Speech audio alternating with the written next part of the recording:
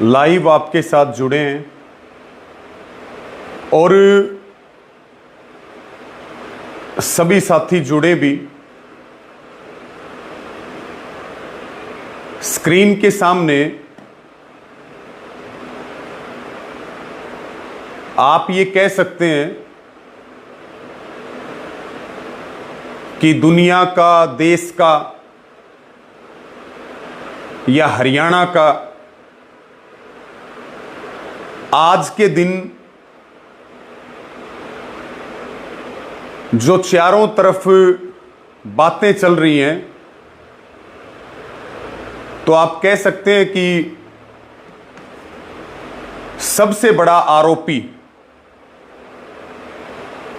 आपके सामने बैठा है।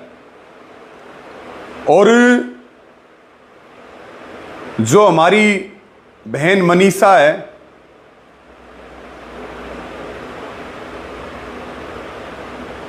इस पूरे मामले की शुरू से लेकर के और आखिर तक आंदोलन, डेड बॉडी मिलने से लेकर के आंदोलन चलने तक और हमारे ऊपर आरोप लगने तक जितनी भी बातें हैं, बिना किसी लाग लपेट के मैं आपको बताऊंगा।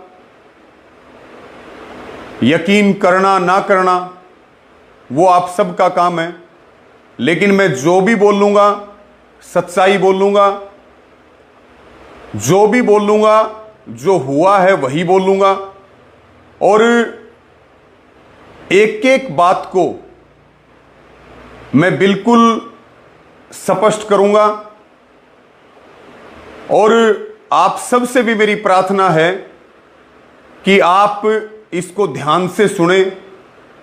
आपके जो भी सवाल हैं वो भी आप कमेंट के माध्यम से अपने लिख दें। साथियों, मैं अपनी बात शुरू करता हूं। 13 तारीख की सुबह जब सिंघाणी के खेतों में नहर के पास बहन मनीषा की डेड बॉडी मिली, शव सत-विसत हालत में था, और जिस तरह से डेड बॉडी मिली तो सबका दिल दहल गया, क्योंकि ऐसा जघन्य काम आपने और हमने नहीं देखा था। और जब डेड बॉडी मिली उसी समय हम लोहारू धरने पर जा रहे थे। हमें जैसे ही जानकारी मिली हम उन खेतों में गए और सबसे पहला वहां एसडीएम और जो डीएसपी मौके पे आए और बहन मनीषा के पिता भाई संजय बैरागी जी वहां पर थे। उनसे हमने बात की तो उन्होंने पुलिस के बारे में बताया कि 112 को हमने बुलाया था सिंघाड़ी में। उन्होंने कहा कि आ जाएगी 2-4 दिन में। अगले दिन हम एसएचओ के पास गए। एसएचओ ने कहा कि भाग गई होगी, मैरिज सर्टिफिकेट आ जाएगी। साथियों, पहला सवाल मैंने किया अधिकारियों से, एसडीएम और डीएसपी से, कि ये जो हत्याकांड हुआ इसमें सीधे तौर पर लोहारू के एसएचओ आईओ 112 की गलती है। अगर वो समय रहते इस बहन को ढूंढते तो इसकी मौत ना होती और ये बहन हमारे बीच में जीवित होती। ये पहला सवाल हमने किया और हम परिवार को आश्वस्त करके लोहारू चले गए। उसके बाद पोस्टमार्टम के लिए बहन मनीषा के शव को वहां ले जाया गया। वहां ये सब तरह की बातें हुई कि वीडियोग्राफी हो, हमने भी बात की मेडिकल बोर्ड से, पोस्टमार्टम होना चाहिए और दोषियों को जल्द से जल्द पकड़ा जाए। पूरे इस जघन्य हत्याकांड का खुलासा होना चाहिए। उसके बाद से लगातार हम ढाणी लक्ष्मण के लोगों के संपर्क में रहे, परिवार के संपर्क में रहे और फिर बड़ी संख्या में लोग 14 तारीख को भिवानी के सिविल हॉस्पिटल में रहे और इस बात को ढाणी लक्ष्मण गांव जानता है और ढाणी लक्ष्मण गांव के पूर्व सरपंच महावीर जी और भाई दिनेश जोशी और हम 13 तारीख को भी ये बात कह करके आए थे कि जब तक अपराधी ना पकड़ा जाए हमारी बहन का अंतिम संस्कार मत करना। 14 तारीख को हम लगातार संपर्क में रहे और हमने सारे साथियों को ये बात कही। उन्होंने मेरे से भी पूछा क्या करना चाहिए। मैंने कहा कि आप लोग भिवानी से आ जाओ और डिगावा में आकर के नेशनल हाईवे के साथ धरना लगा लो और हम इस लड़ाई को लड़ेंगे, इस बहन को न्याय दिलाने का काम करेंगे। साथियों, मैं मुख्य बात शुरू से लेके आखिर तक बताऊंगा क्योंकि सब लोग मेरा पक्ष भी जानना चाहते हैं या कमेटी का पक्ष भी जानना चाहते हैं। कल रात से लेकर के और अब तक जो चीजें चलाई जा रही हैं उसमें हमारा पक्ष भी बहुत महत्वपूर्ण है और हमारे पक्ष को सब जानना चाहते हैं और हम अपना पक्ष रखने के लिए ही आपके सामने आए हैं। उसके बाद अगर कोई हमारा दोष हो तो हमें किसी भी चौक चौराहे पे बुला लेना, हम आने के लिए तैयार हैं। जो सजा देनी हो वो दे देना, हम उसके लिए तैयार हैं।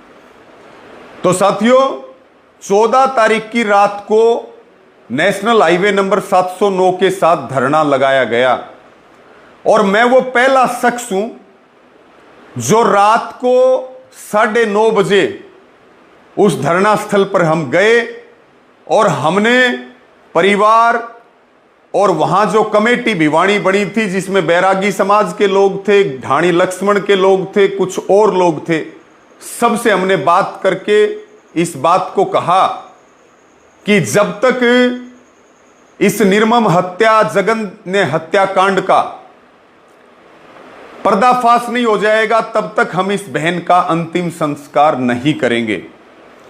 उसके बाद दोषी पुलिसकर्मियों के ऊपर कार्रवाई होनी चाहिए और कार्रवाई ऐसी हो कि पूरे हरियाणा की पुलिस को यह मैसेज जाए कि ड्यूटी ना निभाने का क्या मतलब होता है। हमने इस बात को सबसे पहले कहा, दोषियों को टर्मिनेट करना चाहिए, उनको आरोपी बनाना चाहिए मुकदमे में। जितने दोषी हत्यारे हैं उतने ही दोषी पुलिस वाले भी हैं जिन्होंने अपनी ड्यूटी नहीं निभाई। साथियों, 14 तारीख को रात को जब हम गए वहां कह करके आए, आपने सारी बातें सुनी, हमारे सभी साथी वहां मौजूद रहे और फिर 15 तारीख को महापंचायत बुलाई गई और 15 तारीख को जिस हिसाब से रोष पूरे भिवानी जिले में था, पूरे हरियाणा में रोष था, क्योंकि जिस हालत में शव मिला और जिस हालत में हमारी बहन के पिता ने बयान दिए और फिर हम सारे लोग जुड़े न्याय दिलाने के लिए, और फिर जो आक्रोश पैदा हुआ जनता के अंदर, तो 15 तारीख को फिर महापंचायत बुलाई गई। हजारों की संख्या में लोग आए और 15 तारीख को केवल रात को धरना नहीं था, केवल दिन दिन में धरना था, यानी कि सुबह से लेकर के रात तक। और जो कमेटी 13 तारीख को सिविल हॉस्पिटल में 21 सदस्यों की बनी थी, मैं उस कमेटी का हिस्सा नहीं था। मैं केवल और केवल एक मदद के तौर पे, एक सहयोग के तौर पे, कि भाई बहन बेटियां सबकी बराबर होती हैं। अगर आज इस बहन के साथ हुआ है, कल किसी और के साथ होगा। अगर हम इस बहन को न्याय दिलवा पाए तो एक नजीर पेश होगी पूरे देश में, पूरे प्रदेश में। साथियों, 15 तारीख को रात को यह खबर आई, दिन में खबर आई कि एसएचओ को सस्पेंड कर दिया, महिला एएसआई आईओ को सस्पेंड कर दिया, और जो है 4 112 वाले जो पुलिसकर्मी हैं उनको सस्पेंड कर दिया। हमने कहा सस्पेंड नहीं, इनको टर्मिनेट करो, इनके ऊपर एफआईआर दर्ज होनी चाहिए। देर रात ये खबर आई कि जो एसपी मनबीर सिंह हैं उनका तबादला करके 15 तारीख की रात को और एसपी सुमित कुमार को यहां पे लगा दिया गया है। मांग हमारी केवल ये थी, ये जितने भी भाई एक तो कोई बात चली और आपने हमें दोषी मान लिया, तो देखो उसको हम सच्चाई कितनी भी बताएं वो कभी यकीन नहीं करेगा। लेकिन अगर आप मेरी बात सुनेंगे तो मैं एक एक बात आपको स्पष्ट करूंगा। ये बात मैं बिल्कुल आपको ईमानदारी से, निष्पक्षता से कह रहा हूं, और बाद में आप लोग फैसला कर लेना कि हम कहां गलत थे, कहां गलत हैं, कहां गलत नहीं। फिर हमने कहा भी, हम पंचायती परंपरा के लोग हैं, जो जहां हमारी गलती निकले, किसी चौक चौराहे पे भी आप बुलाओगे तो हम उसके लिए मना नहीं करेंगे। ये बात मैं आपको कह रहा हूं। और साथियों, 11 साल से हम यूनियन में काम कर रहे हैं। बहुत अच्छी चीजें भी देखी, बहुत बुरी चीजें भी देखी, और हमने जीवन समर्पित किया इस काम के लिए, किसान गरीब मजदूर की लड़ाई के लिए। हम अगर ये सब काम करने होते तो फिर हम अपने काम धंधे करते, और बहुत सारी चीजें थी। मैं अपनी बात को आगे बढ़ाता हूं।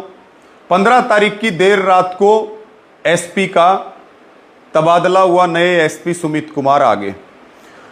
उसके बाद साथियों 16 तारीख को, क्योंकि 16 तारीख से हमारा ये फैसला हो गया, क्योंकि 16 तारीख को जो पहले 21 सदस्यीय कमेटी बनाई थी, सारे लोगों ने सलाह करी कि उन लोगों को भी ले लो और कुछ नए लोगों को भी ले लो, और लगभग 25 सदस्यों की एक नई कमेटी का गठन किया गया, जिस कमेटी में मैं शामिल था, जिस कमेटी का मैं हिस्सा था। उसके बाद 16 तारीख को हमें यह बात पता चली, क्योंकि जिस समाज से हमारी ये बेटी है उसी समाज के एसपी को भी यहां सरकार ने लगाया, कि सुबह 8 बजे मनीषा के पिताजी और उनके साथ में शायद उनके चाचा को एसपी ने बुलाया है, और एसपी ने बुला करके उनसे भिवानी में बातचीत की है। कमेटी को इस बारे में कोई जानकारी नहीं थी कि भाई मनीषा के फादर और मनीषा के दादा यानी कि संजय जी के चाचा, शायद चाचा हैं, चाचा को बुलाया है। फिर हमारी कमेटी की मीटिंग हुई, और जैसे ही हमें सूचना मिली कि भाई आप लोग तो आंदोलन कर रहे हो, क्योंकि पहले हमने परिवार को भरोसे में लिया था, क्योंकि परिवार के बिना कोई भी आंदोलन नहीं चल सकता इस तरह से। लेकिन जैसे ही ये खबर मिली कि मनीषा के पिता और दादा को एसपी सुमित कुमार ने बुलाया है। ये बात हमारे सारे साथियों में फैली और कमेटी की मीटिंग इस बारे में हुई कि भाई ये क्यों किया गया, जब इतना बड़ा आंदोलन चल रहा है, ये जन आंदोलन बन चुका है। इस बहन को हर कोई न्याय दिलाना चाहता है, हर कोई बहन के लिए न्याय मांग रहा है।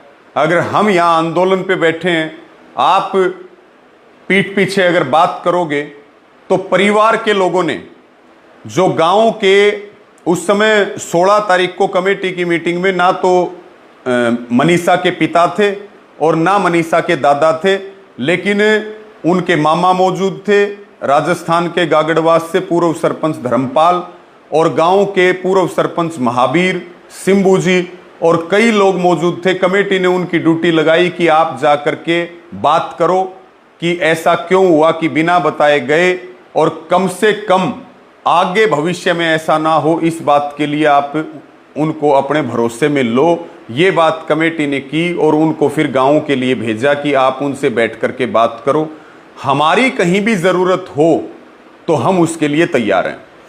ये बात साथियों 16 तारीख की हैं। अलग अलग जिलों से लोग आ रहे थे, अलग अलग प्रदेशों से लोग आ रहे थे और बहन मनीषा को न्याय दिलाने के लिए हरियाणा ही नहीं, अलग अलग प्रदेशों में अलग अलग तरह के प्रदर्शन और कैंडल मार्च निकाले जा रहे थे। और बड़ी समस्या ये चल रही थी कि हमारी कमेटी ने फैसला लिया था आंदोलन शांति प्रिय रहेगा तो हम न्याय दिला पाएंगे, अगर आंदोलन में हिंसा हो जाएगी तो आंदोलन में सरकार जीत जाएगी। और जो ये 25 लोगों की कमेटी बनी साथियों, इसमें ढाणी लक्ष्मण के लोग, इसमें डिगावा के एक्स सरपंच, सरपंच, इसमें बैरागी समाज के प्रतिनिधि अलग अलग, और इसमें कुछ गणमान्य व्यक्ति इस क्षेत्र के, और इस कमेटी का मैं भी हिस्सा था, ये लोग शामिल थे। कोई सबसे पहले ही हमने इस बात को कहा था ये पक्ष का या विपक्ष का मुद्दा नहीं है, यहाँ हम सब लोग एक हैं और हम सब लोग मिलकर के इस बहन को न्याय दिलाने का काम करेंगे। यहाँ सिर्फ मनीषा को न्याय दिलाने की बात होगी, इसके अलावा यहाँ पे कोई भी बात नहीं होगी। अब साथियों 16 तारीख को जब हमारी इस ये बात हुई कि भाई आप लोग जाकर के परिवार को भरोसे में लो, उसी शाम फिर एसपी सुमित कुमार ने डिगावा के रेस्ट हाउस में कमेटी की मीटिंग बुलाई और उनका ये कहना था, जो ये एसपी सुमित कुमार थे, कि भाई आप अंतिम संस्कार कर दो और हम बहुत गहराई से जांच कर रहे हैं, हम हर एंगल से जांच कर रहे हैं और आप जो है किसी प्रकार की चिंता ना करो, सबका सम्मान होना चाहिए, अंतिम संस्कार कर दो। हमने ये बात कही थी कि भाई अहमदाबाद में विमान का हादसा हुआ, 250 से ज्यादा लोगों की जान चली गई, उनका अंतिम संस्कार कैसे हुआ था?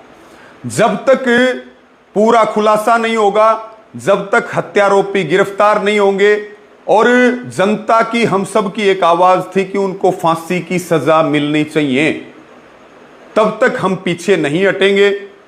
इतना समय बीत गया, आप जो है हत्यारों को सामने लेकर के आओ, तब तक हमारा आंदोलन चलेगा शांतिप्रिय तरीके से और तब तक हम बैठे रहेंगे, हम वापस नहीं जाएंगे। ये सारी बातचीत जो है वहां पे हुई और कुल मिलाकर के हमने धरने पर आकर के भी इस बात को बताया कि रिजल्ट 0 है। पुलिस कह रही हम पूरी ताकत लगा रहे हैं, लोग भी कह रहे हैं कि चारों तरफ अलग अलग लोगों को राउंड अप किया जा रहा है जिनका किसी भी तरीके का संबंध है, लेकिन हमने कहा कि परिणाम जब तक नहीं आएगा तब तक हम पुलिस की किसी भी कार्रवाई से संतुष्ट नहीं है।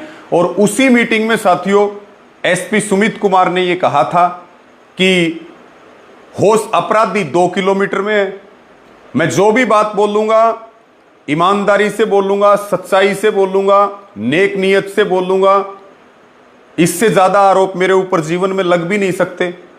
तो मैं कोई भी बात ना कहानी बनाऊंगा, ना कोई चालाकी करूंगा, ना कोई अलग तरह से मैं कोई बात कहूंगा। मैं जो भी कहूंगा सच्चाई कहूंगा और डंके की चोट पे कहूंगा। और सच तो सामने आएगा, आज नहीं तो कल सच तो सामने आएगा। सच को कोई छुपा नहीं सकता। उसी कमेटी की मीटिंग में यह कहा गया था कि हो सकता है आरोपी आपके धरने पे ही हो सकता है। उन्होंने ये बात कही कन्फर्मली कि जो भी है वो 2 किलोमीटर के दायरे में है। अब साथियों, हमने उनको ये आश्वस्त किया था कि भाई हमारी कमेटी हर तरह से आपका सहयोग करेगी। उन्होंने कहा हमारा जांच में सहयोग करिए ताकि हम इसका जल्दी खुलासा कर पाए, हम हर एंगल से जांच कर रहे हैं। हमने आश्वस्त किया था, हमने मतलब पूरी कमेटी ने, पूरी, क्योंकि जो कमेटी लगभग 25 लोगों की थी, बातचीत करने के लिए मेरे हिसाब से 11 लोगों को भेजा गया था और मैं उस बातचीत में शामिल था। ये सारी बातें वहां हुई। कमेटी ने आश्वस्त किया कि बिना सच्चाई जाने हम जो है यानी कि हत्यारोपियों की गिरफ्तारी तक हम अंतिम संस्कार नहीं करेंगे, आप जल्दी करिए। और उसी में कमेटी ने यह कहा था चाहे अपराधी हमारे बीच से ही क्यों ना हो, उसको भी वही सजा मिलनी चाहिए जो हम दूसरों के लिए मांग कर रहे हैं। अब साथियों, 16 तारीख की अगर हम बात करें, हमारी जो कमेटी थी, शाम को वहां से आने के बाद अनुशासन समिति बनी। 6 सरपंच उसमें लिए गए कि लोगों में आक्रोश बहुत है, हम जानते भी नहीं है कहां कहां से लोग आ रहे हैं। शांति व्यवस्था बनाए रखना बहुत जरूरी है। अगर थोड़ी सी भी गलती हुई तो कोई बड़ी घटना हो जाएगी और पहले ही नुकसान हो रहा है और ज्यादा नुकसान हो जाएगा और बहन मनीषा को हम न्याय नहीं दिला पाएंगे। उस कमेटी ने 17 तारीख को सुबह ड्यूटी संभाली। और 17 तारीख को एक बात मैं इसके बीच में और बताना चाहूंगा, जब बहन मनीषा की, एक तो ये एसपी के साथ मीटिंग के लिए गए जिसकी कमेटी को कोई सूचना नहीं थी।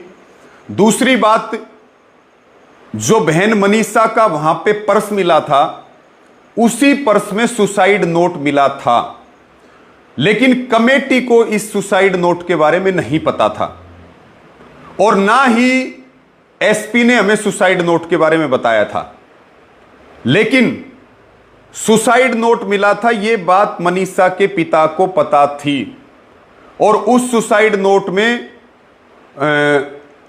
शायद देखा भी होगा, मनीषा के पिता के शायद साइन भी ले रखे हैं पुलिस ने। और फिर उसकी हैंडराइटिंग, ये भी दिखा दो आप, ये देख लो आप, ये वो सुसाइड नोट है, ये वो सुसाइड नोट है जिसपे ये नाम भी लिखा हुआ है संजय, ये साइन होंगे मेरे हिसाब में, और ये तारीख है। ये वो सुसाइड नोट है जो हरियाणवी लैंग्वेज में है और इंग्लिश में इसको लिख रखा है। लेकिन हमें इस बात का बिल्कुल भी नहीं पता था कि भाई कोई सुसाइड नोट भी वहां पे मिला है। तो साथियों, परिवार को सुसाइड नोट के बारे में पता था, लेकिन हमारे से सुसाइड नोट के बारे में छुपाया गया। ना हमें पुलिस ने बताया। और मैं ये मानता हूं कि अगर हमें जब ये पता लगा था सुसाइड नोट के बारे में 17 तारीख को, तो सबसे पहले ये बात कहने वाला मैं हूं कि भाई हमें इसमें साजिश की बू आ रही है। अगर सुसाइड नोट था तो फिर पुलिस ने उसको क्यों नहीं बताया? वो सच्चा था कि झूठा था, ये बात तो बाद में हैंडराइटिंग मैच होने के बाद हो जाता।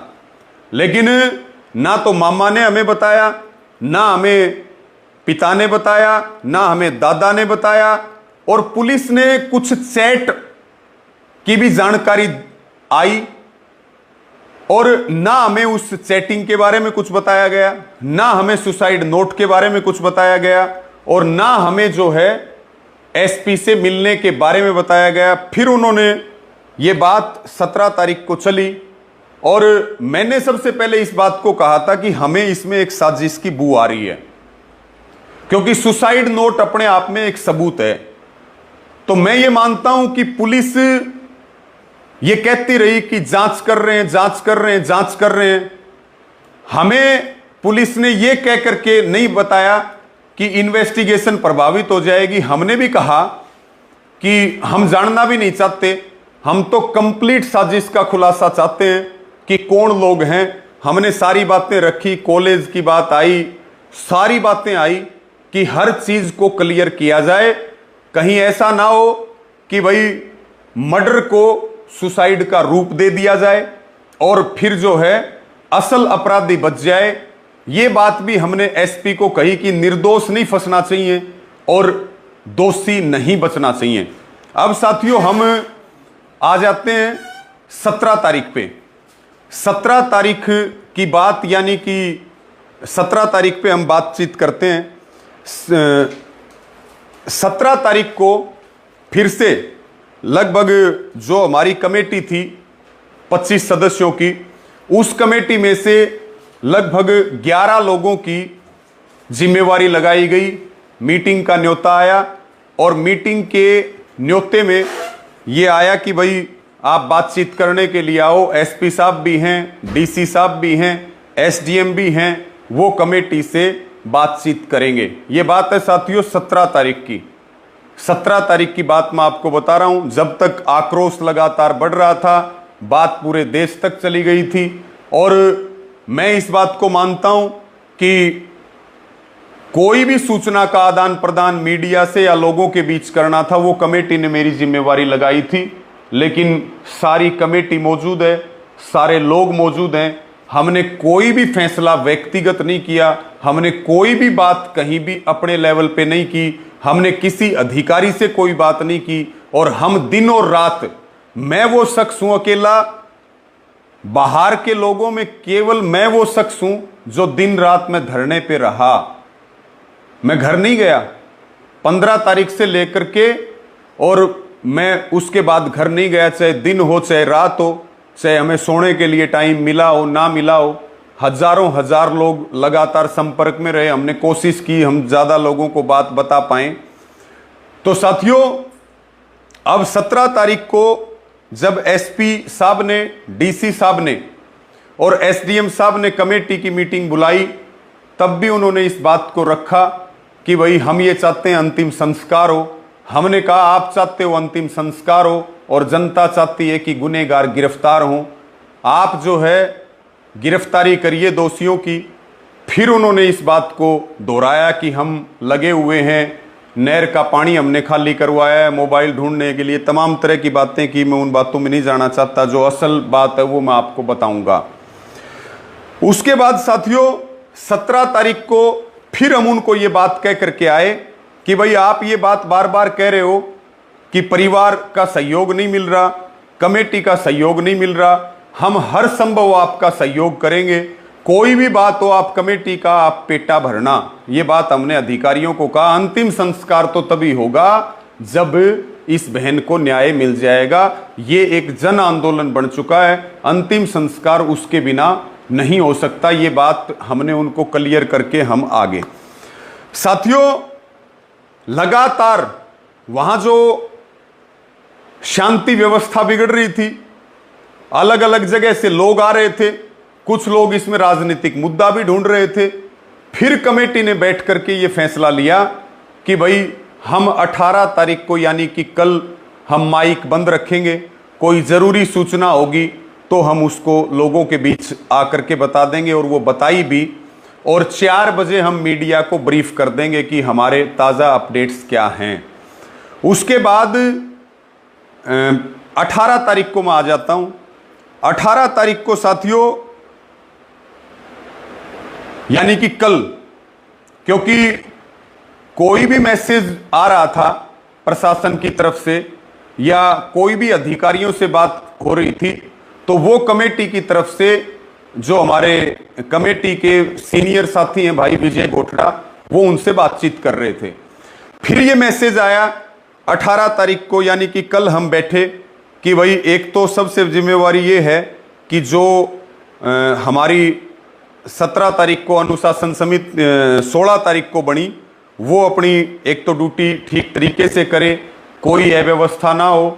और प्रशासन की तरफ से ये मैसेज मिला है, हमने उनको सहयोग करने का वायदा किया था। ये मैं कल की आपको बात बता रहा हूं।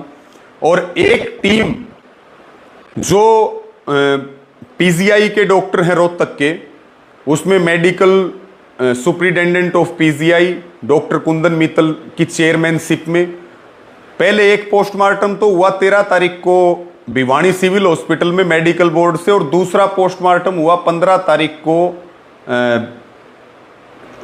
पीजीआई रोहतक में। तो उसकी पूरी टीम होगी पोस्टमार्टम की और पीजीआई के टॉप डॉक्टर्स की, और जो एफएसएल की रिपोर्ट आई है, पोस्टमार्टम की रिपोर्ट आई है, उसके लिए परिवार के सदस्य चले जाएं, उसके लिए कमेटी के कुछ 4-5 लोग कमेटी के भेज दो, और कुछ जो है वो अपने ये परिवार के लोग चले जाएं। साथियों, उन जाने वालों में मेरा नाम नहीं था, मैं इस बात को स्पष्ट करना चाहता हूं।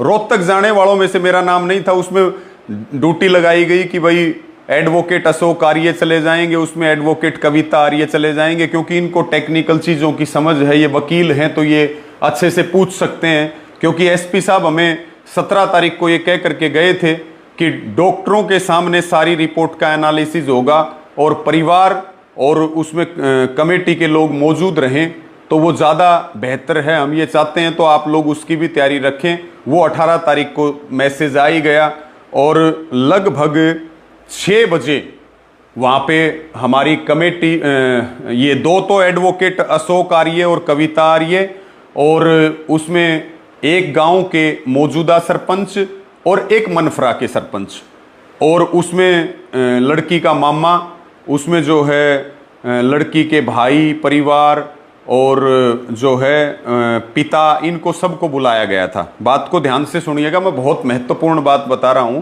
कोई भी आपका सवाल हो वो आमंत्रित है, हम हर सवाल का जवाब हर जगह पे देने के लिए तैयार हैं, हम कहीं पीछे नहीं हटेंगे।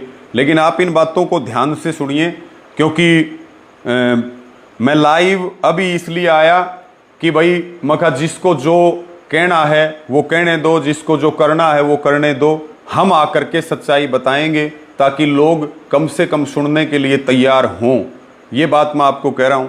तो साथियों, इसी बीच फोन आता है, क्योंकि जब हमारी मीटिंग चल रही थी तो उसमें मनीषा के मामा धर्मपाल जो है वो वहां पे, तो फिर इसको कैसे करोगे?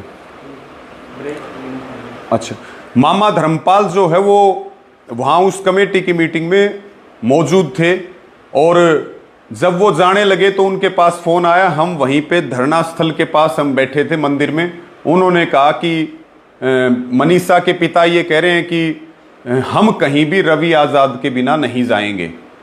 तो मैंने उनको समझाया कि मेरी यहाँ जिम्मेवारी लगा रखी है कमेटी ने, सारे लोग भरोसे के हैं, आप लोग जाओ, आप लोग जा करके और आप जो है अपनी सारी चीज़ों की तसल्ली करके आओ। लेकिन फिर जब उन्होंने बार बार कहा तो फिर मैं इनको लेकर के रेस्ट हाउस में गया, और रेस्ट हाउस में भी सारों ने कहा कि भाई आपको चलना पड़ेगा। हमने कहा कि ठीक है, हम चल पड़ेंगे। लेकिन हम रेस्ट हाउस से निकल के वापस धरने पे आए। चीज़ों को आप समझिए, 2 पुलिस की गाड़ियों में परिवार और कमेटी के सदस्य जो नियुक्त किए थे पहले, उनको ले जाया गया। हमने कहा हम अपनी गाड़ी से आ जाएंगे, क्योंकि हमने 4 बजे का टाइम मीडिया को ब्रीफिंग के लिए भी दे रखा है। तो हम वो मीडिया से बात करके कमेटी को बता करके कि भाई परिवार कह रहा है हम भी जाएं, फिर हम वहां चले जाएंगे। साथियों, हम लगभग पौना घंटा लेट थे, और जब हम निकल रहे थे तो आपने देखा भी कि किस प्रकार से वहां जाम लगा दिया गया था। स्थिति बहुत खराब हो रही थी। जिम्मेवारी थी कि किसी प्रकार की अव्यवस्था ना फैले। इसी बीच जो एसडीएम मनोज हैं, उन्होंने कहा कि संजय को तो आप लोग ले जाके क्या करोगे, संजय को तो आप उतार दो और आप लोग चले जाओ। हमने मनीषा के फादर को रेस्ट हाउस में उतार दिया, वो एक गाड़ी में बैठ करके शायद अपने घर चले गए, हम वहां चले गए। अब साथियों, प्रश्न ये उठता है, जब हम वहां पे गए पीजीआई रोहतक के अंदर, तो हमारी मीटिंग हुई, पूरी वो डॉक्टरों की टीम सारी रिपोर्ट लेकर के बैठी। परिवार बैठा, कमेटी के लोग बैठे। उन्होंने कहा कि सवाल पूछिए। हमने कहा पहले हमें जानकारी तो दो कि भाई आपकी रिपोर्ट्स में क्या आया, हम इस चीज से अनभिज्ञ हैं। उन्होंने पूरी भिवानी की पोस्टमार्टम रिपोर्ट बताई, उन्होंने जो है रोहतक की पोस्टमार्टम रिपोर्ट बताई, और उन्होंने एफएसएल रिपोर्ट आई एक रिपोर्ट को छोड़ करके, और वो उन्होंने ब्रीफ किया। उनका कहने का अर्थ ये था कि भाई बॉडी के अंदर जो है पॉइजन पाया गया है, मोनो पॉइजन। और इसी तरह से हमें इस बात की भी सूचना मिली कि भाई जहां से 11 तारीख को ये मोनो खरीदा गया था, ये पहले पुलिस के माध्यम से कमेटी के पास सूचना आ रही थी कि भाई वो लड़का पुलिस ने उठा रखा है। पहले वो मना कर रहा था, फिर उसने हाँ भर ली, और 1 लीटर 600 रुपये की मोनो वहां से मनीषा ने ली थी।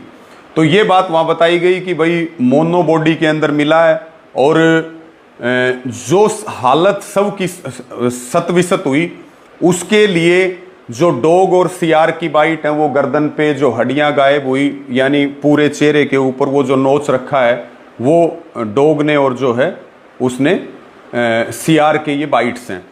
हमारा ये सवाल था। एडवोकेट अशोक आर्य ने 13 सवाल पूछे, उसके बाद मेरा नंबर आया। मैंने सवाल पहला यही पूछा कि मनीषा की मौत आपने 15 तारीख को पोस्टमार्टम किया, उससे कितने घंटे पहले हुई? तो डॉक्टरों ने कहा कि 3 से 4 दिन पहले। डॉक्टर छिकारा ये ब्रीफ कर रहे थे सारा वहां पे कि भाई 3 से 4 दिन पहले हुई। उसके बाद हमने सवाल किया कि भाई बॉडी फुली हुई क्यों नहीं थी? तो उन्होंने कहा अमूमन 2 दिन का टाइम इसमें लग जाता है। तीसरा हमने कहा कि जब बॉडी के अंदर जहर था, बदबू आती है, तो कोई भी कुत्ता है या सियार है वो कैसे उस पर लग सकता है? तो उन्होंने कहा कि कुछ घंटों के बाद ये लगे हुए हैं, तो उस समय जहर की जो बदबू और है वो कम हो जाती है। और हमने ये भी कहा कि भाई अकेले शरीर को ही मतलब गर्दन को और चेहरे को ही क्यों निशाना बनाया गया, बाकी शरीर को क्यों निशाना नहीं बनाया गया? तो उन्होंने कहा कि जो नंगा होता है शरीर या जो सॉफ्ट जगह होती है, तो वो जहां ब्लड होता है, ब्लड है, क्योंकि उन्होंने बताया कि खून की उल्टी आई हुई थी, तो जहां पे जानवर को ब्लड दिखता है तो वहां पे वो सबसे पहले हमला करते हैं। टेक्निकल सवाल सारे एडवोकेट अशोक आर्य ने पूछे। साथियों, वहां से परिवार ने भी, डॉक्टरों की टीम ने कहा आपका कोई सवाल हो, आपका कोई सवाल हो। फिर वो आए कि परिवार जरूर पूछे। उन्होंने कहा आप जो भी सवाल पूछेंगे। मैंने एक ये सवाल भी पूछा कि भाई जब आदमी मोनो लेता है तो फिर वो तड़फता भी है, वहां पे घर भी हैं, रास्ता भी है, तो वो तड़फी भी होगी, चिल्लाई भी होगी, किसी को पुकारा भी होगा। अगर हम इन रिपोर्ट्स के बेस की बात करें तो डॉक्टरों ने ये कहा था ना कि मोनो पॉइजन या तो लिया है या दिया गया है।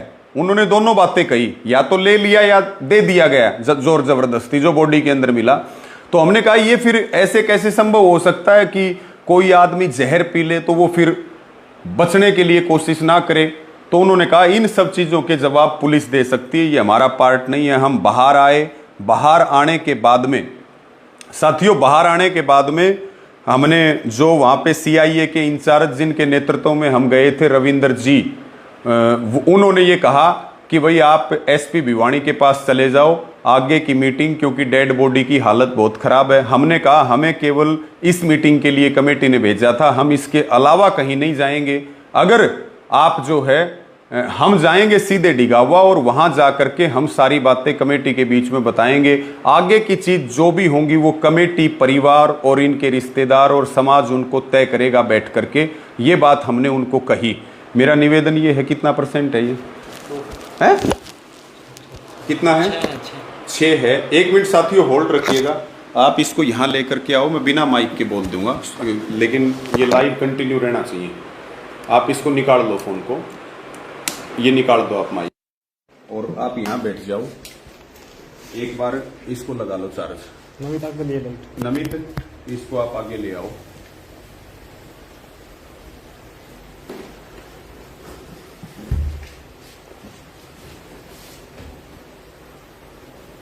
एक मिनट, तो दूसरी बार सुन रहा है। हाँ वो सुन रहा है। सही चल रहा है ना भाई, कंटिन्यू है लाइट, चार्ज लग गया। तो साथियों, मेरी आवाज आप तक साफ आ रही होगी क्योंकि फोन की बैटरी कम थी और हम नहीं चाहते कि कोई बात हमारी बीच में टूटे। हम एक एक बात आप तक, सच्चाई वाली जो बात है वो आपके सामने लेकर के आएंगे, एक एक बात लेकर के आएंगे। तो साथियों, वहां से हम रोहतक से चल पड़े और हमने कमेटी के साथियों ने हमसे संपर्क किया। हमने कहा कि भाई हम लगभग शायद 9 बजे पहुंचे होंगे, हम 9:30 बजे, कि भाई हम 9:30 बजे के करीब हम डिगावा पहुंच जाएंगे। जो वहां पे डॉक्टरों की टीम ने बताया है वो हम आपको आकर के ब्रीफ कर देंगे। उसके बाद हम आए डिगावा रात को लगभग 9:30 बजे। ये मैं रात की बात बता रहा हूं, फिर बाद में जहां से चीजें बिगड़ी और वो बात मैं यहां तक आपको लेकर के आऊंगा आपके सामने। और हम वहां से जवाब दे ही चुके थे अपने इसको सीआईए इंचार्ज को कि भाई हम जो है कोई भी काम, बार बार हम इस बात को पहले से भी कहते रहे कि साथियों ये आंदोलन देश का है, ये आंदोलन प्रदेश का है, ये जन आंदोलन है। हम तो केवल और केवल व्यवस्था बनाए रखने के लिए हैं। हम इस आंदोलन को नहीं चला रहे, इस आंदोलन को लोग चला रहे हैं, जनता की भावनाएं हैं। कमेटी पे सबकी नजर है। हम कोई ऐसा काम नहीं करेंगे जिससे कोई लोगों का भरोसा टूट जाए। इसलिए हमने हर बात, और ये सच्चाई जानते हैं, वो कहते हैं ना कि भाई बड़ी के तो सब साथी होते हैं, बिगड़ी का तो कोई भी नहीं होता। और आज ये बात मुझे लग रही है कि गर्दिश का जब समय होता है तो कुत्ते भी जो है ना शेर को घेरने के लिए तैयार रहते हैं। ये बात मैं इसीलिए आपको कह रहा हूं। तो साथियों, हम आए और जब तक हम आए तब तक परिवार के, यानी कि मनीषा के पिता को और बाकी परिवार के सदस्य जो रोहतक नहीं गए थे उनको भी वहां बुलाया गया। और फिर जो लोग हमारे साथ थे कमेटी वाले वो भी आगे, और बकाया जो कमेटी है फोन करके सबको, विजय गोठड़ा जी ने, संजीत सरपंच सिंघाणी ने, सबको बुलाया। अब हमने, हमारे से कमेटी ने पूछा कि बताओ क्या बात हुई। हमने कहा कि टेक्निकल समझ एडवोकेट अशोक आर्य को है। तो अशोक आर्य ने कमेटी को सारा ब्रीफ कर दिया। ब्रीफ करने के बाद में कमेटी ने मेरे से पूछा कि आपको क्या लगा। मैंने कहा पीजीआई के डॉक्टरों की बात करें, एफएसएल रिपोर्ट की बात करें तो किसी बात को झुठलाया नहीं जा सकता, लेकिन अगर सबकी हालत देखें और वहां की स्थिति देखें तो ये बात मेरे गले से नहीं उतर रही। ये बात कोई किसी से भी पूछ सकता है, ये मेरा स्टैंड था। लेकिन साथियों, कमेटी ने बात करी, उसके बाद में परिवार की भी उसके अंदर सहमति ली गई या परिवार ने सहमति दी। और मनीषा के मामा धर्मपाल जी वहां मौजूद हैं। कोई भी जाकर के उनसे पूछ सकता है। मैं और किसी साथी का नाम लूंगा तो कोई और बात करेगा, लेकिन मनीषा के मामा भी अपनी इस बात के लिए सहमति दे चुके थे कि भाई कमेटी का फैसला ठीक है, परिवार को भी ये फैसला मानना चाहिए और ये फैसला हमने मिलजुल करके लिया है। और अब मनीषा का अंतिम संस्कार करना चाहिए, आंदोलन को स्थगित करना चाहिए और पुलिस को जो सवाल बाकी बचे उनके जवाब देने चाहिए। इसके बीच में साथियों मैं एक बात और कहूंगा, मैं कमेटी में वो 25वें नंबर का आदमी हूं जिसने ये बात कही थी कि भाई परिवार की संतुष्टि सबसे ज्यादा जरूरी है और लोग टकटकी लगा करके देख रहे हैं। और मैंने ये बात कही थी कि आपको इतने सवालों के जवाब नहीं देने पड़ेंगे, लेकिन मुझे बहुत सवालों के जवाब देने पड़ेंगे। कोई भी हम ऐसा काम ना करें जिससे लोगों का विश्वास टूटे और कहीं वो हो बात, लेकिन उसमें परिवार की सहमति, कमेटी की सहमति, उनके मामा की सहमति, सारे पंचायती मौजूद लोगों की सहमति, 25वें नंबर के ऊपर जो है सबसे लास्ट में, क्योंकि शुरू में ये फैसला था कि जो भी फैसला लेंगे वो सर्वसम्मति से लेंगे, फैसला हम मिलकर के लेंगे। और 25वें नंबर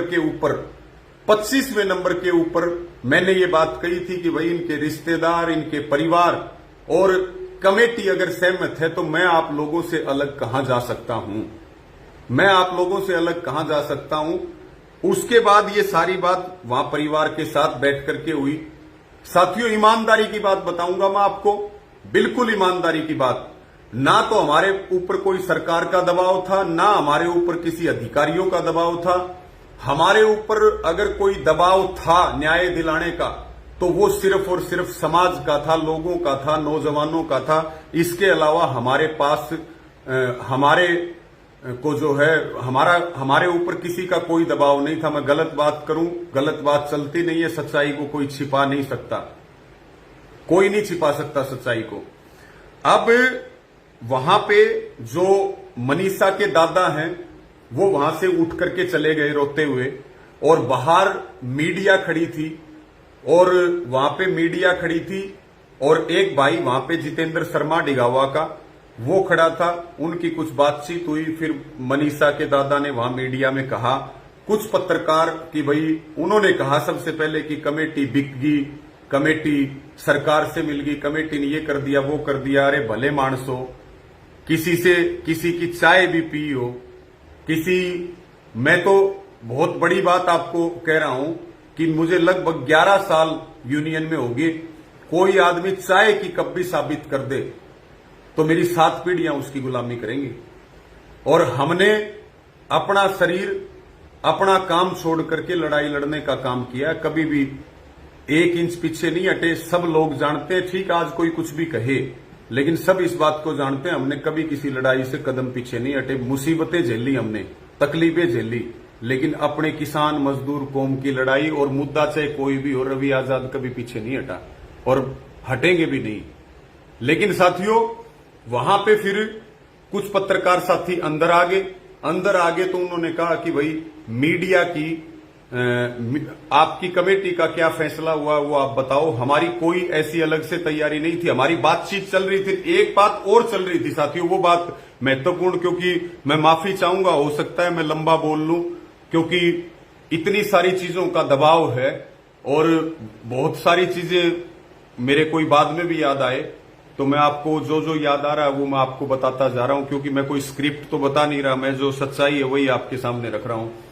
इसी बीच हमारी ये बात भी हुई कि भाई आपका फैसला हो गया अंतिम संस्कार का, लेकिन उससे पहले डीसी और एसपी से परिवार की और कमेटी की मीटिंग हो, क्योंकि उन्होंने ये कहा था कि 17 तारीख को ये कहा था कि हम कल मेडिकल रिपोर्ट्स के बाद फिर बैठेंगे, सारी जो बातें बच गई पुलिस के लेवल की उनका जवाब देंगे। मैंने विजय गोठड़ा जी को खुद कहा कि आप एसपी साहब से टाइम ले लो, ये बात है रात की 11:30 बजे की, और उसी समय ये हंगामा वहां शुरू हो गया। वो टाइम नहीं लिया गया। हमारा ये था कि पहले पीड़ित परिवार, ये कमेटी का था साथियों। मैं एक बात और बताऊं, आज कोई ना तो रवि आजाद उसमें अलग है ना कमेटी अलग है। कमेटी के अंदर सारे पंचायती और सार्वजनिक आदमी थे, सामाजिक आदमी थे। आज कोई किसी को बलि का बकरा बनाए तो भले ही बनाए, हमें उससे कोई आपत्ति नहीं है, लेकिन ये पूरी कमेटी का, मेरी बात पे पूरी कमेटी ने मोहर लगाई थी कि हां बिल्कुल डीसी और एसपी से मीटिंग करनी चाहिए। जो सवाल मन में बच गए उन सवालों को डीसी और एसपी और एसडीएम क्लियर कर दें।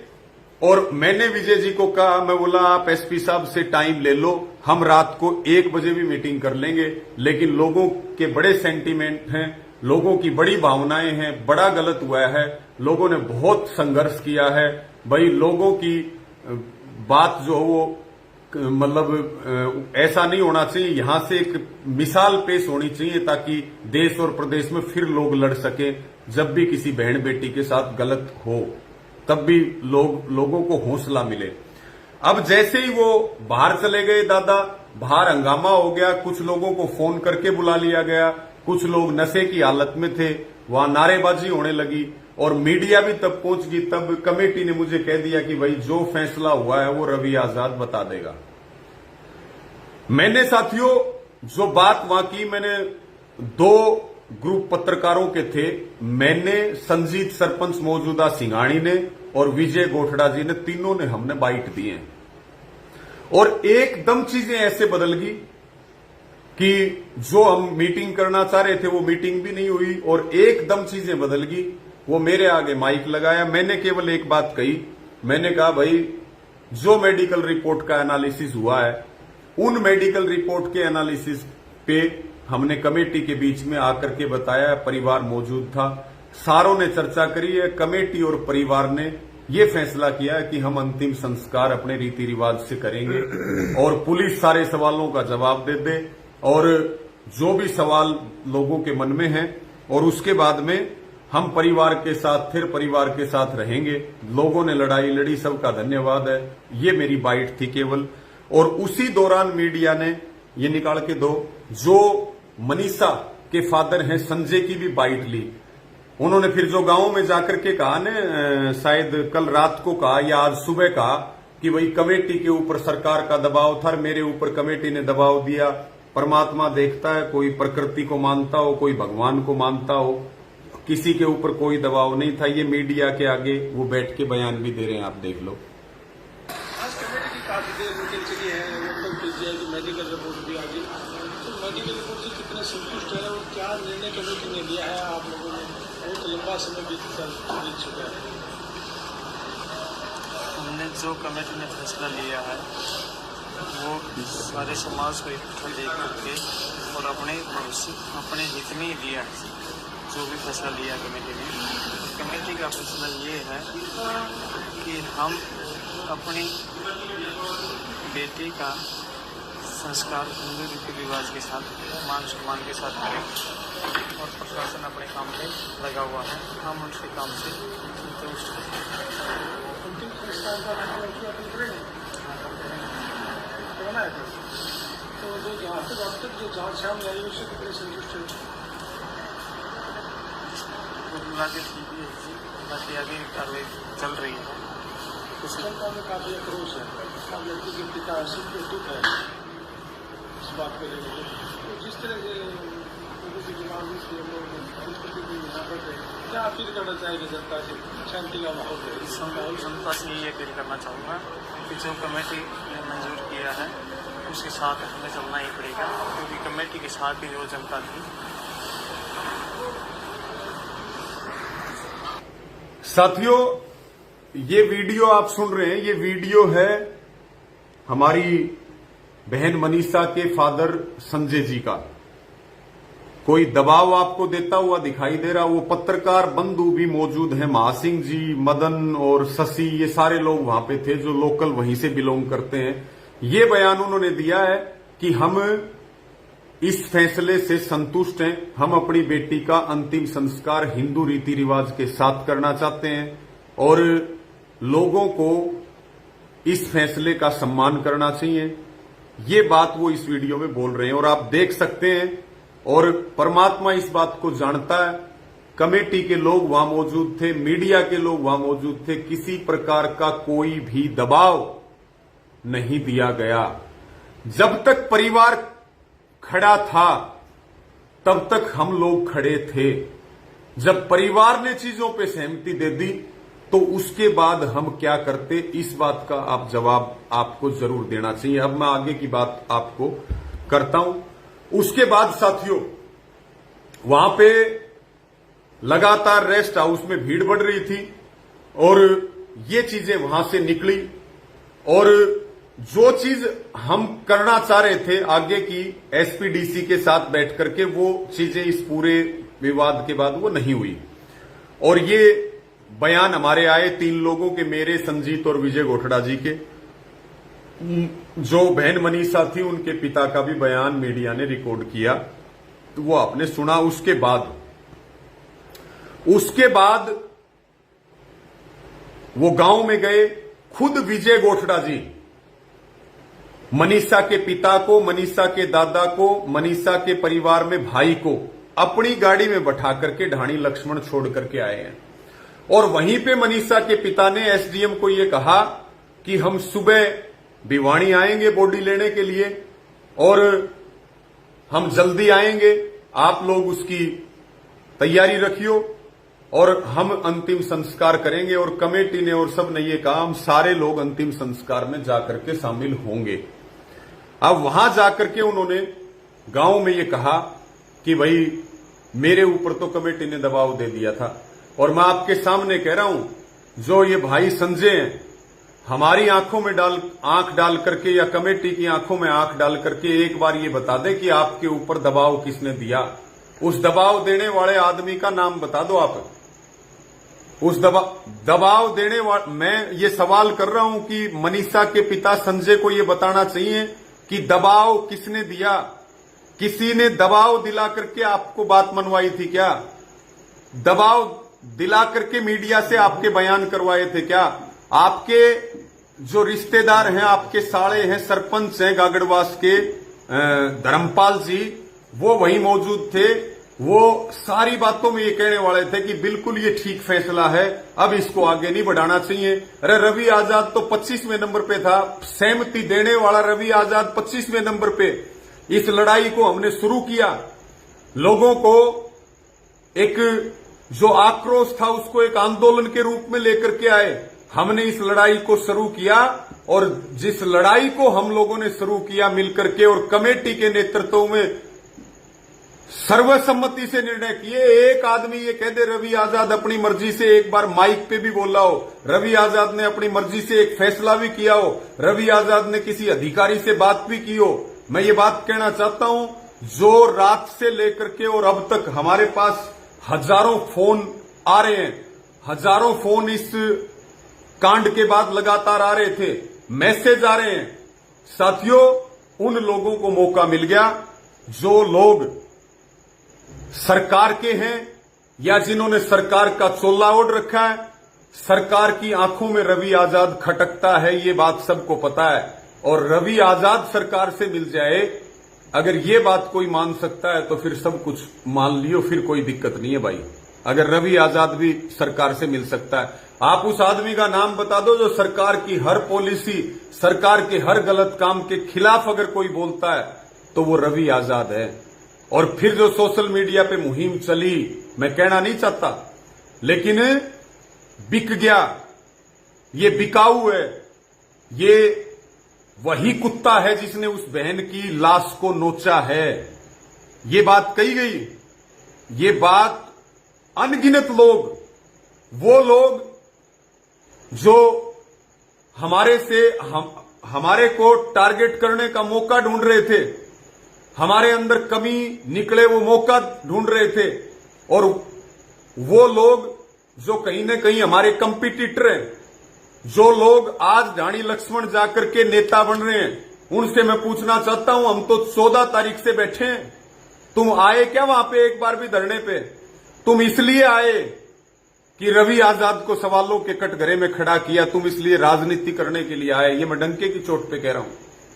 साथियों, सरकार और सरकार समर्थित लोग और जिन्होंने सरकार का चोला, मैं 2-3 बात कहूंगा, कुछ बातें परिवार ने हमसे छिपाई, इस बात में कोई शक नहीं है, और कोई दबाव बनाया हो फैसले के लिए तो मनीषा के पिता भरी पंचायत में पूरी कमेटी की मौजूदगी में जिस भी जगह वो बुलाना चाहें, हम भी आएंगे, सारे लोग आएंगे, वो बताएं कि कौन आदमी है जिसने दबाव दिया। और तीसरी बात, सरकार शुरू से इसमें हिंसा चाहती थी, लेकिन हम लोगों ने सबने मिलजुल करके सबको समझाने का काम किया कि कहीं भी उपद्रव नहीं होना चाहिए, कहीं भी लॉ एंड ऑर्डर नहीं बिगड़ना चाहिए, कहीं भी शांति व्यवस्था नहीं बिगड़नी चाहिए। और फिर उन लोगों को मौका मिल गया जो इंतजार कर रहे थे कि भाई अब तो रवि आजाद फंस गया और अब रवि आजाद को लपेट लो। ऊपर परमात्मा देखता है। मुझे सारी बातें ध्यान भी, मतलब कहने का मतलब ये है कि भाई दुनिया का सबसे बड़ा आरोपी आपके सामने स्पष्टीकरण दे रहा है, और जहां जिसको मौका मिला उसने वो बोला, जिसको जो मौका मिला वो लिखा, और हम उससे पहले नहीं बोले। हमने कहा जो बोलने दो, एक बार लिखने दो, जो लिख रहे हैं, जो बोल रहे हैं, जो माहौल बना रहे हैं, ये सारी चीजें वहां पर की गई, सोशल मीडिया पे करी भी जा रही है, की भी गई। लेकिन हम उनको ये बात कहना चाहते हैं, मौका मिल गया भाई तुमने। अरे ये तो बताओ कम से कम, सबसे पहले पूछने वाले हम, दिन रात हम रहने वाले, सबकी सहमति से सारी चीजें लेकर के आगे बढ़े, सबसे कड़ी और कड़वी बात की तो हमने की, दिन रात डटे रहे तो हम डटे रहे, और उसके बाद हमारे को ये कहना कि भाई आंदोलन बेच दिया।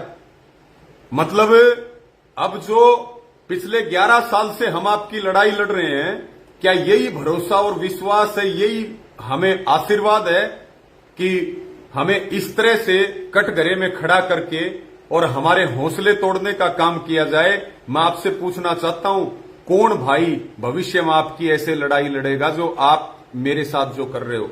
और मैं डंके की चोट पे ये भी कहना चाहता हूं, मेरा तो नार्को टेस्ट करवा लो और कमेटी का नार्को टेस्ट करवा लो, मेरी कॉल डिटेल चेक करवा लो। मैं तो उन सभी लोगों को कहना चाहता हूं जो मेरे ऊपर सवाल उठा रहे हैं, किसी पंचायत में बुला लो, नार्को टेस्ट करवाओ, कमेटी का करवाओ, सबका करवाओ, जो जांच मेरी करनी है वो करो, मेरी कॉल डिटेल्स चेक करो। मैं आपको ये कह रहा हूं साथियों, अगर मेरी 1 इंच भी कमी कहीं मिल जाए, 1 इंच भी कमी कहीं मिल जाए, तो मुझे चौराहे पर फांसी लटका देना, और मेरी 7 पीढ़ियां आपकी गुलामी करने के लिए तैयार हैं। लेकिन जो किया जा रहा है उससे आत्मा दुखी हुई है। जो किया जा रहा है किए किराए पे, सुबह से लेकर रात तक हमने कभी खाना नहीं देखा, हमने कभी नींद नहीं देखी, हमने कभी अपने काम नहीं देखे, हमने केवल आप लोगों के काम देखे। सैकड़ों आंदोलन रहे हैं, वो लोग सारे जुड़े हुए हैं, कई लोग तो उनमें से भी भटक गए।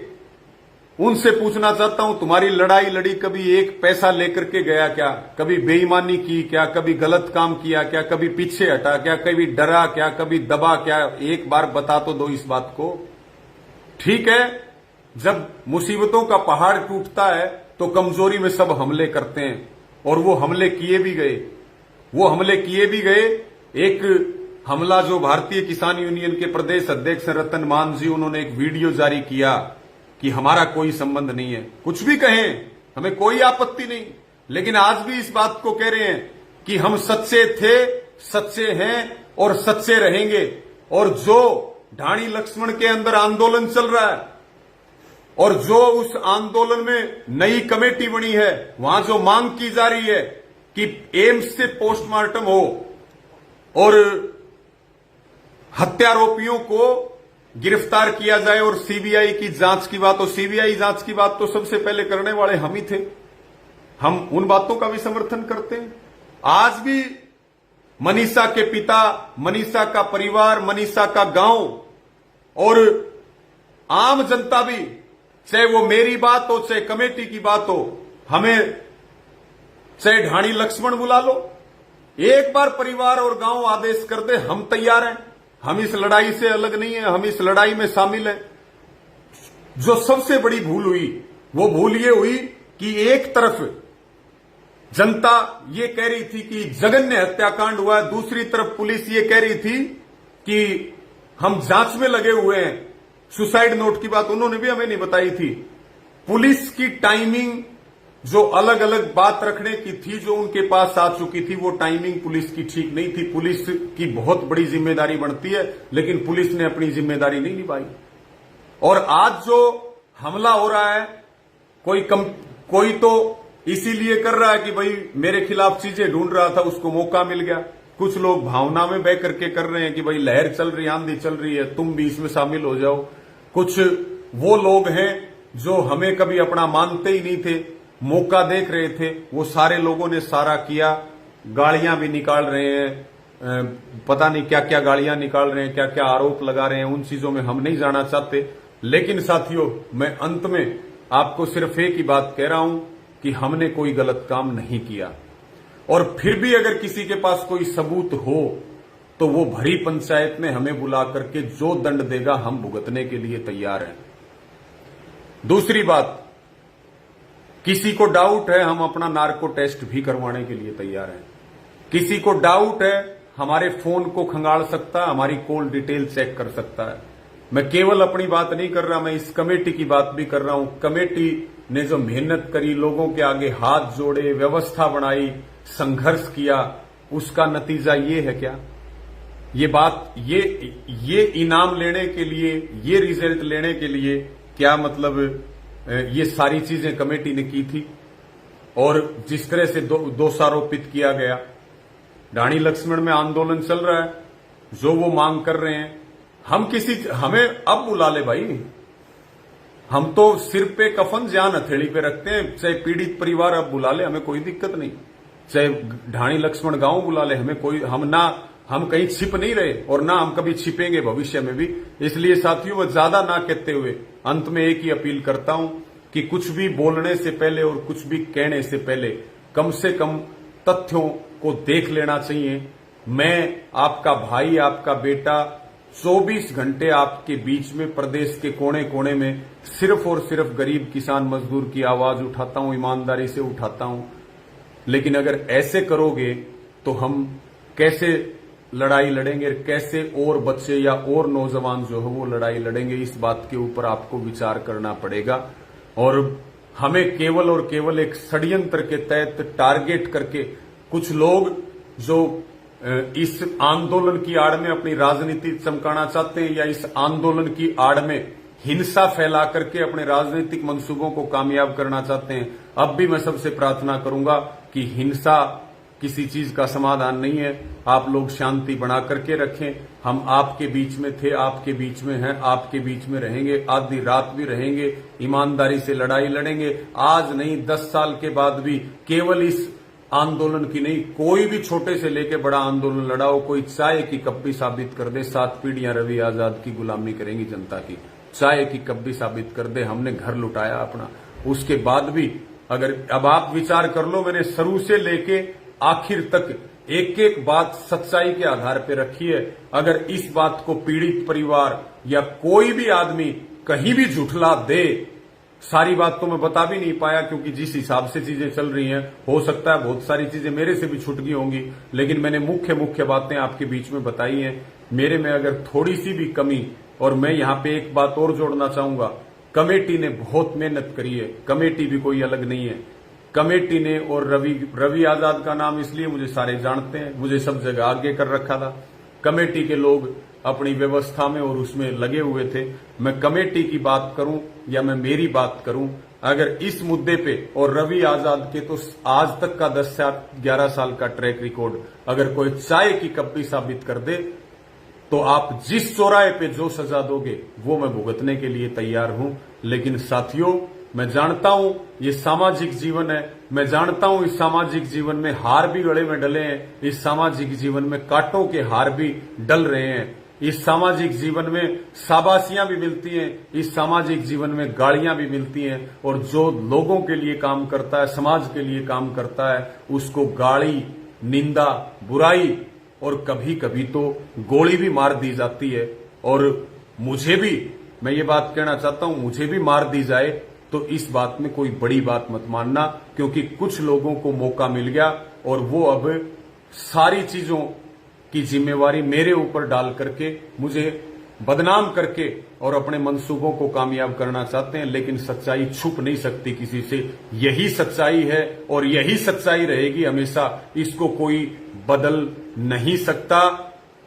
यही कह करके मैं अपनी बात को पूरा करूंगा। आपने मेरी बात सुनी, मुझे उम्मीद है मेरा जो ये मैसेज है आप हर जन तक लेकर के जाओगे, और जो लोग बेवजह के सवाल उठा रहे हैं उनको आप जवाब देने का काम करोगे। और मैं आपके बीच में था और अंतिम सांस तक मैं किसान की, गरीब की, मजदूर की लड़ाई लड़ता रहूंगा। ये बात मैं आपको कह करके अपनी बात पूरी करता हूं। सभी ने मेरी बात सुनी, सबका धन्यवाद, सबको राम राम।